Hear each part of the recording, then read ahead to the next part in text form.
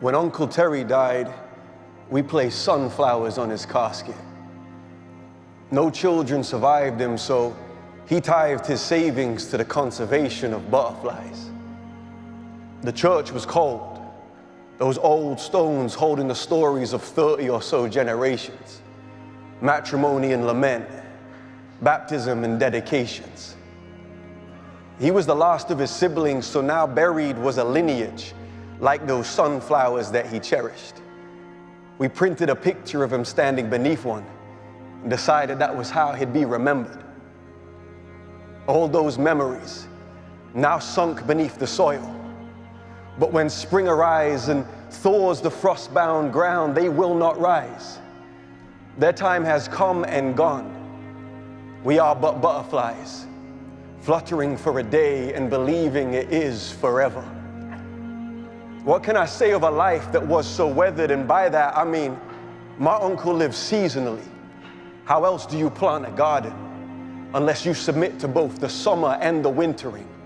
His calloused hands told the story of handling living things. The bleak, cold mornings and that joy of welcome spring, the pain of mourning what could have been, and the joy in receiving the gifts the giver came to bring. Are we not standing in the gardens planted by our forefathers? Are we not reaping a harvest we didn't sow? Are we not leaning on the limbs of an oak and standing within the shade of a forest that someone else chose to grow? Martin Luther was asked, if you knew tomorrow the world would end and today would be your last, how would you spend it? And he said, I would plant an apple tree. The Greeks believed a society only thrived when people plant trees they know they'll never live to see. So how fickle we have been, tossed by every changing wind, giving in before we have become a witness. Yes, there is the life we live, but there is the unlived life within us, and between the two stands the resistance. Nietzsche put it like this: it is long obedience in the same direction that brings heaven to our streets. So summon the critic, bring me the cynic, I'll tell him this: blessed are the meek. Blessed is the one who still believes, childlike, impoverished, hardly able to even speak, but who has not forgotten Solomon's wisdom. For it is not the lack of wealth, reputation, or esteem, but the absence of vision that brings people to their knees. So distracted by our greed and our lust to succeed, we have gathered into barns instead of casting out our seed. And yet it is the back scarred by wooden beams and the sacrifice of fools that remind us of the actions that actually move us closer to the renewal. Did you hear of Fukushima? When the sea brewed and the earth hurled herself into the ground, a nuclear site erupted.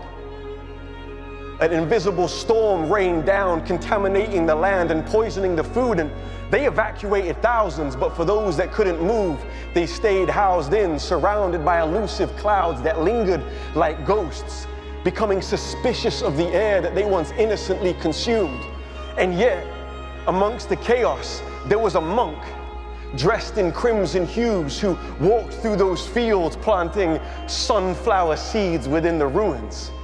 And over time they grew and they removed the poison, sunflowers, offering themselves as objects of both beauty and atonement. They drew the cancer from the ground into themselves until it was broken down, announcing, where sunflowers lift their golden crowns, we find evidence of this hope. Even in the soil of decay, something beautiful can grow. I hear the voice of an ancient prophet speaking to a depleted people, housed in the walls of exile and defeat. They are longing for a home they've only heard of, a city they're unsure of, a country where they hope to be, and it is to them this wild man comes with fire on his tongue. He descends with a word from the God that they have almost forgotten, and he says, do you want a revolution? Do you want a revelation?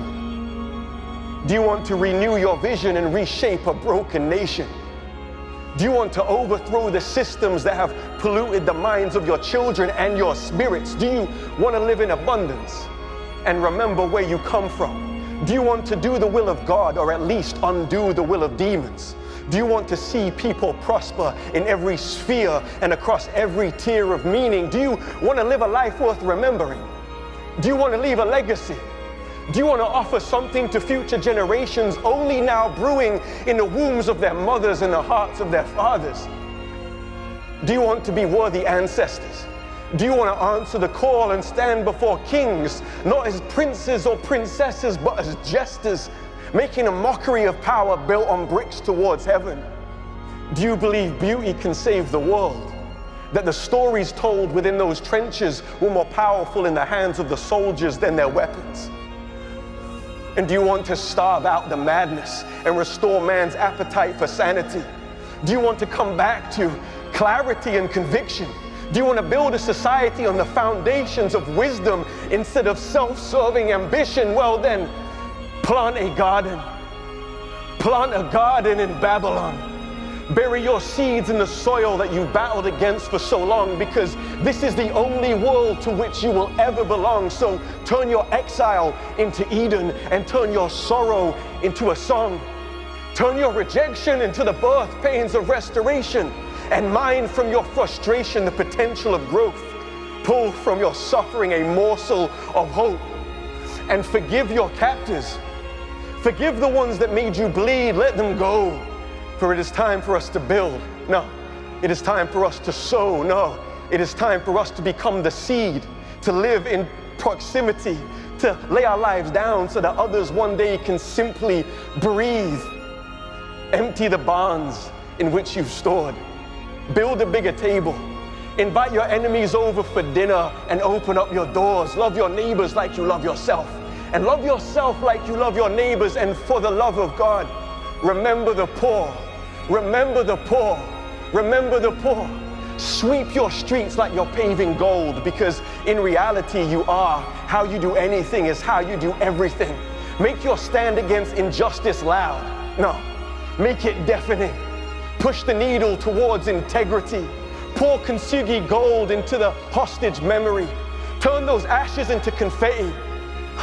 Burn down the idols and craft wedding rings, covenantal icons from the bed sheets of adultery, and build tree houses for your children in the Garden of Gethsemane. I don't know if we have long left, and I don't know if they'll remember me or you, but we do have work to do, and this may be our legacy. Sunflower shoots in Babylonian cemeteries. Oh, how the mighty have fallen. For they have built empires out of the dust from which they came, and we have watched them fall time and again, but we will not do the same.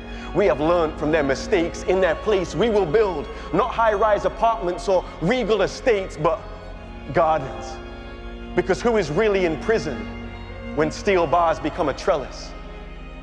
When roses wrap themselves around the fences of a cell, that's when the fires of hell are drowned in the mountain springs that come down from heaven. When my Uncle Terry died, we placed sunflowers on his casket, and we let the tears dry on our skin. We vowed, despite the powers in present darkness, we would not cower, nor would we give in.